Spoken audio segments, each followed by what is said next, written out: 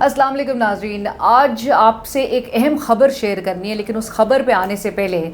ہم ذرا بات کرتے ہیں سیاسی ہلچل کے حوالے سے۔ سیاسی ہلچل جس میں ہر روز ایک نیا ٹوسٹ دیکھنے کو آ رہا ہے، کبھی اپوزیشن کو جھٹکا لگ رہا ہے تو کبھی حکومت کے لیے اس کی ٹینشن میں اضافہ ہو رہا ہے، اور بالخصوص نون لیگ کی ٹینشن میں ہمیں زیادہ اضافہ ہوتا ہوا دکھائی دے رہا ہے۔ مزے میں بہرحال اس وقت جو نظر آتی ہے وہ پاکستان پیپلز پارٹی ہے، جو کہ حالیہ کراچی میں بلدیاتی انتخابات میں بھی عددی برتری حاصل کرنے کے بعد ایک کمفرٹیبل پوزیشن میں ضرور ہے۔ آلدو کہ ان کی آج کی اپڈیٹس کے مطابق یہ بات تھی کہ وہ جماعت اسلامی سے اتحاد کر کے میئر بنانے کی طرف جو ہے وہ ضرور سوچ رہے ہیں، لیکن پاکستان تحریک انصاف سے بہرحال کوئی بات چیت نہیں ہوگی۔ آگے آتے ہیں جی، آج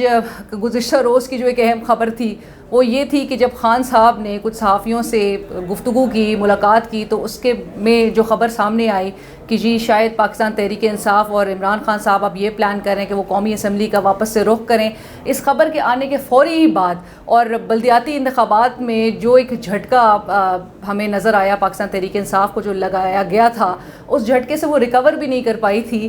کہ اسپیکر قومی اسمبلی جناب راجہ پرویز اشرف صاحب، جو کہ کافی عرصے سے تحریک انصاف کے ارکان کے استعفے منظور نہیں کر رہے تھے، انہوں نے اچانک سے، اور وہ اس کے لیے آپ کو یاد ہوگا گزشتہ ماہ بھی تمام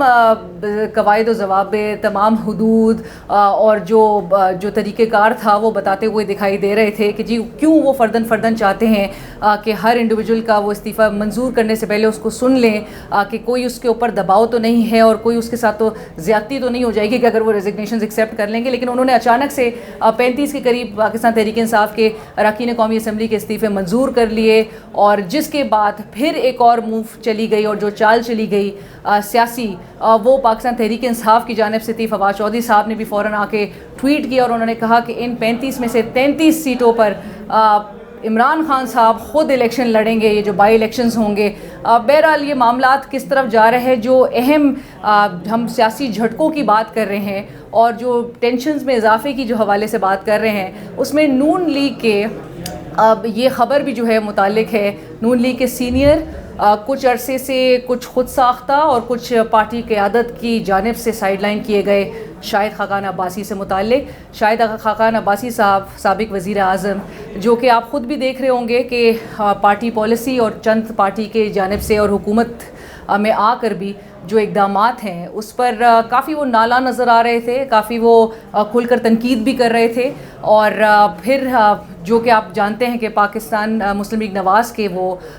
کچھ عرصے پہلے تک وہ واحد سینئر نائب صدر تھے، لیکن اس کے بعد جب پارٹی کی جانب سے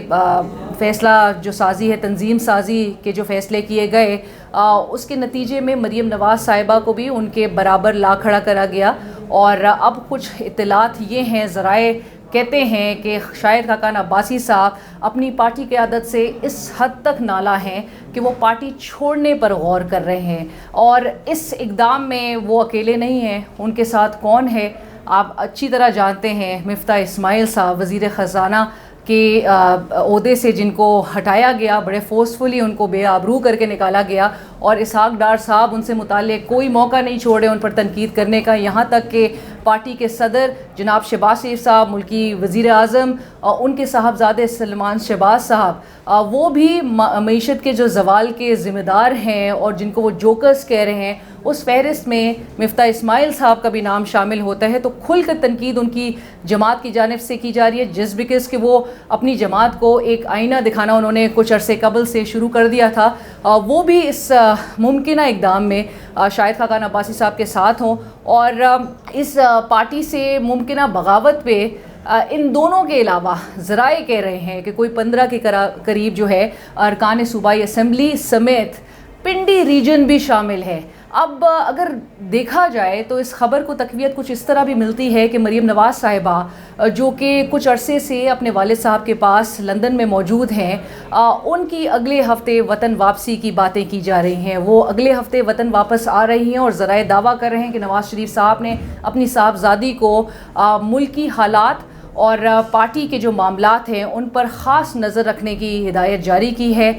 کچھ خلاصہ میں اس طرح سے بھی کروں گی اس پورے حالات کا کہ آپ دیکھ رہے تھے کہ 13 جماعتی جو یہ اتحاد تھا، جو 9 ماہ قبل عمران خان صاحب کو اقتدار سے نکالنے کے لیے اکٹھا ہوا تھا، آج اسے انہی اقتدار کے ایوانوں میں اپنے نمبرز پورے کرنے کے لالے پڑتے دکھائی دے رہے ہیں۔ اور آخر میں صرف اتنا کہ جو ہمارے معاشی استحکام سے جڑا ملکی سیاسی استحکام ہے، اس کی بحالی کے لیے جنرل الیکشنز اور فوری انتخابات وقت کی ضرورت بنتے جا رہے ہیں۔